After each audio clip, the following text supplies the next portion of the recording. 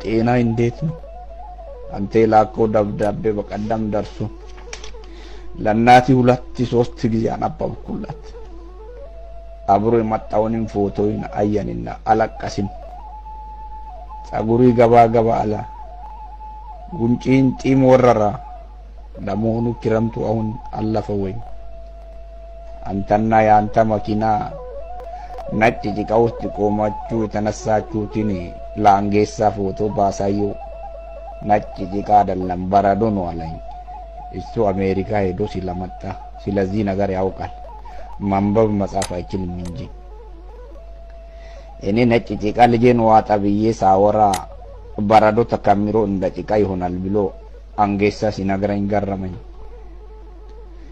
ልጄ ዋቆ እውነት አሜሪካም ኢራብ ገባ እንዴ?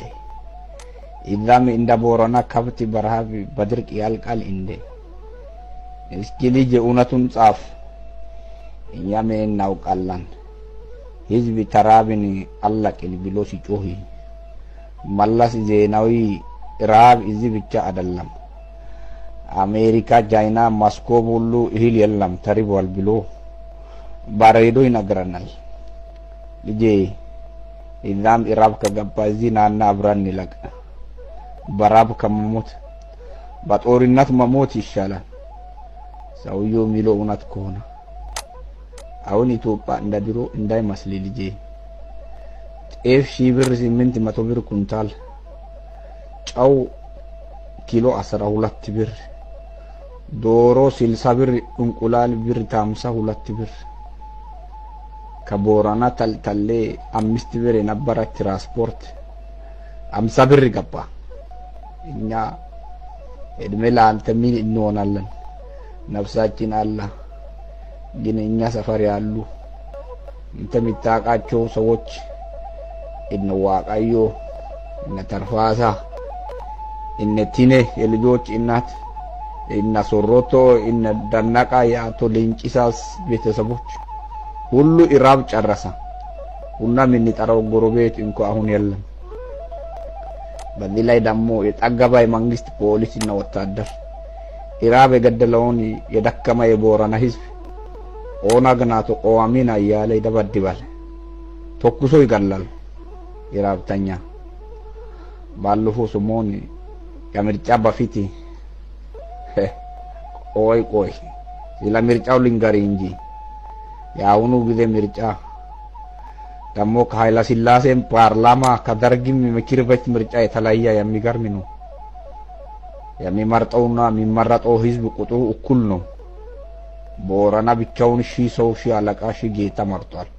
ተልተሌ 1000። የቱ መሪ የቱ ተማሪ እንደሚሆን እነሱ ናቸው ማቁት።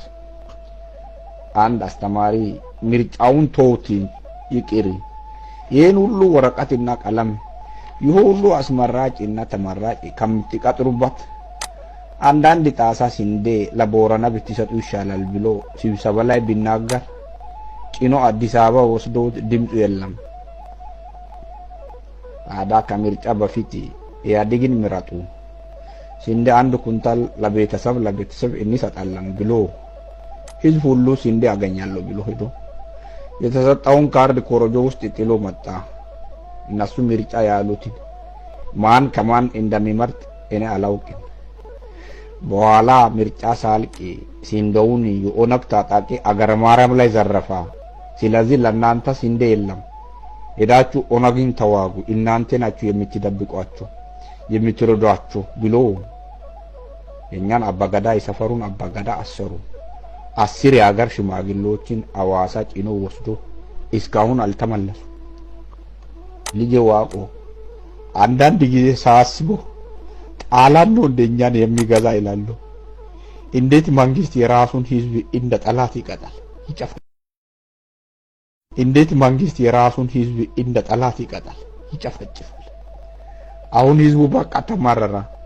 እንደ ድሮ ኬንያ እና ሱዳን እንኳን ለማጥፋት ዝግ ሆና ኩኩዩና ጃምቦ ከወያኔ ጋር ተስማምቶ የኛው ሰው ሲጠፋ አንቀው ይመልሳል። መንግስት ደግሞ ታንቆ የተመለሱትን ልጆች እውነቱን አውጣ እያለ ወጣቶችን አዳራሽ ውስጥ አስገብቶ እንደ ሙኩት ቆለጣቸውን ይቀጠቅጣል። ሴቶች ልጃገረዶችን የዚህ መንግስት ወታደር አስር ያለው እያለ 5-6 ሆኖ 18 ዓመት ባልሞላት ልጃገረድ ላይ ይፈራረቃሉ። እኛን ጣላን ነው እንዲህ ያላደረገን ጣላን እንዲህ ያላረገም ልጅ ዋቆ እግዚአብሔርን እኛ ምን ብንበድል እንዲህ ያለ አውሬ መንግስት የእኛ ራስ ላይ አስቀመጣ። በቀደም አንድ የወያኔ ሹም ፈረንጆችን ቦረና ይዞ መጥቶ ህዝቡ እርዳታ አያስፈልገውም ለከብቶቹ ብቻ ማኖ ከቀረበ ይበቃል ብሎ ተናግሮ ሄዳሉ። እኔ ገርሞኝ አንድ ግብርና ጽሕፈት ቤት ኃላፊ ወጣት ልጅ እንዴት ነው ነገሩ ሰው ይበልጣል ከብት ይበልጣል ብሎ አይ አባባ ገዳ መንግስት የሚለው ቦረና ህዝብ ቢያልቅ የአገር ኢኮኖሚ አይጎዳም፣ ህዝብ ሞልቷል። ከብቶች ካላቁ ግን መንግስት